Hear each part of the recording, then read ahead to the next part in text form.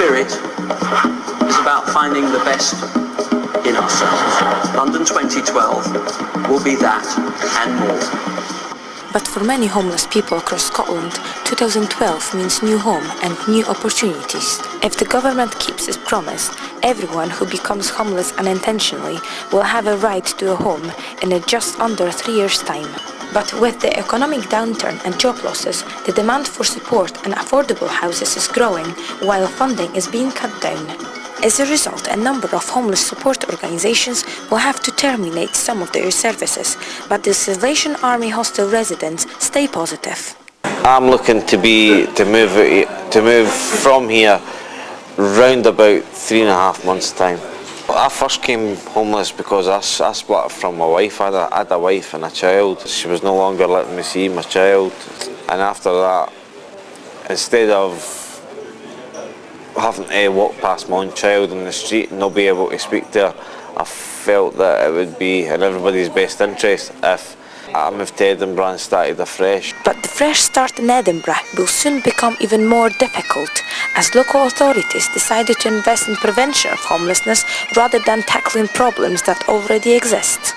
Preventing homelessness is a far better outcome than dealing with homelessness after it's happened. And doing that with probably what's going to be the same or less money in the future.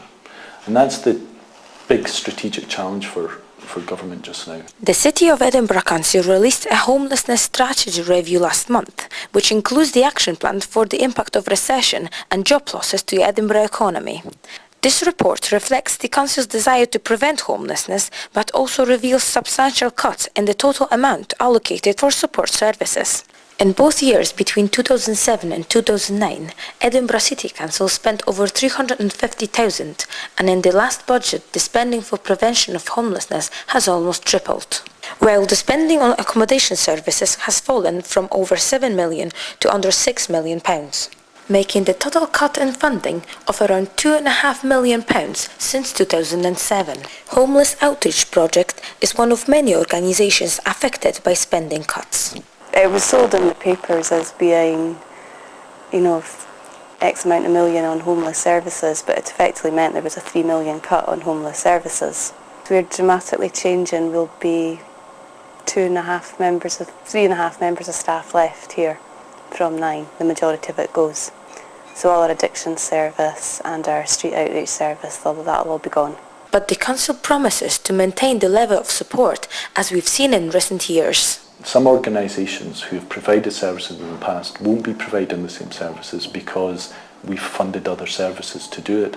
But it's not true, or it's at best misleading for people to suggest that those services won't be there. What we see is in the region of between 8,000 and 9,000 people who come to the council for housing advice. And over the years, that has grown. Also, Citizens Advice Bureau Scotland confirms that the demand for their services is much higher. Well, we found in the last 7-8 years since the turn of the century, we found that the number of homelessness issues that Scottish Bureau dealt with has doubled to around 8,000 a year, and it's about 22 cases each day of the year. So we found that the Bureau that cases have been increasing in the last 2 years. We haven't got our figures this year, but we expect them to be up again this year. Unfortunately, many people still end up on the streets. There's been an increase in the amount of people rough sleeping that we've seen those nights. That had been going down, that was down dramatically, sort of from how it was back in the late 90s. But that has been going up again in the last 2 years. It can literally happen to anybody. I think there was somebody in yesterday who'd lost his job and subsequently from that couldn't meet his mortgage repayments and lost his house. Doesn't have any family that he can rely on, so lost everything, and he's been rough sleeping in Edinburgh. The recession has caused problems not only for local people and the government, but also for migrant workers and their businesses. While many are going home, some might have no choice but to stay and try to find jobs and help in Scotland. People have came over. I know some of the Polish chaps in here, we've had ones that have been mechanics, they've trained when they were in the army, chefs, whatever, and they've came over and they can't find the work at all. They're scrambling. They can't, and because they can't find work, they can't afford housing. They can't afford to pay bills. They come into a homeless environment like this. They don't have. Some of them might not be eligible for any benefits, so then we're fighting to try and get some money help, which causes problems for us as well, because then we don't get housing benefit, and it's just like a vicious circle all the time. Jurek is from Poland. He's been living in the UK for nearly 5 years, but one day things went wrong. He lost his job, money and house. Nie narzekam, bo naprawdę mi tu ludzie pomogli, naprawdę, bo miałem dobrze. 3 lata pracowałem w dobrej firmie. Chciałem sobie polepszyć sprawę, nie, bo kumpel zadzwonił Birmingham.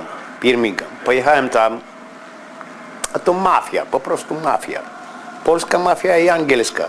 Najpierw podeszło 3 gości, mieli mnie odebrać.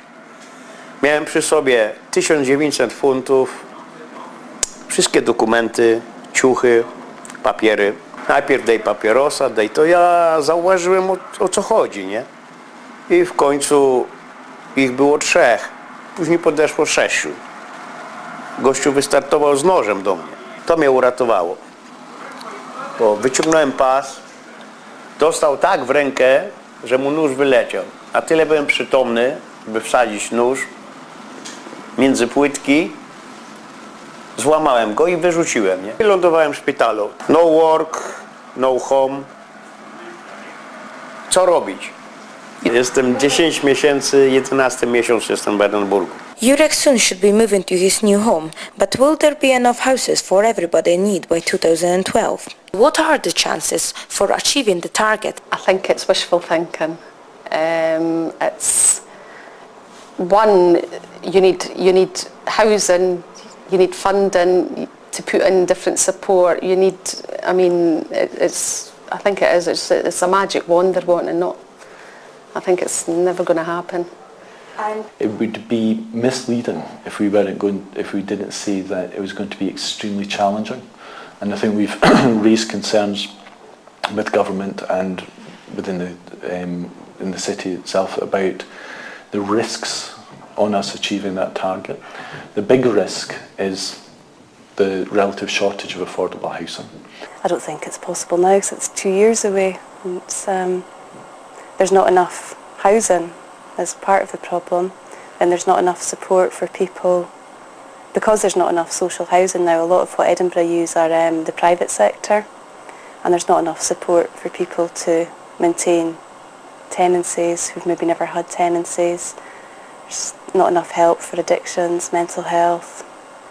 Certainly sort of around the homeless scene, for ourselves, losing our addictions team, all the homeless hostels and a lot of the temporary accommodations referred to us. There's not another service that's going to provide that. That wasn't part of the tender, so that service will just go. I think the government hopes that the target will be achievable. I'm not quite sure if it will be achievable. The whole focus in 2012 has been turned around now regarding the Olympic Games, and I would hope that would be the case, but I can't see us being able to eradicate homelessness. There will be always issues and situations which will cause people to become homeless. Well, we'll see what happens, but I doubt it. What do you think? Yeah, I just think it's probably another government Swindle. another government promise that will be broken probably. London Olympics could be the most costly event ever, with a possible final bill of £8 billion. We should just hope that there will be enough funding to celebrate not one but 2 great events of 2012, the Olympics and the end of homelessness in Scotland. What you see is what you get. I'm a dreamer, a believer. My wallet's empty but I'll bet she's a teaser, a deceiver. My one and only. Żeby sobie gdzieś polecieć, nie, no, zobaczyć na przykład Australię, Kanadę, to jest moje marzenie. Nie Amerykę. No Ameryka. No.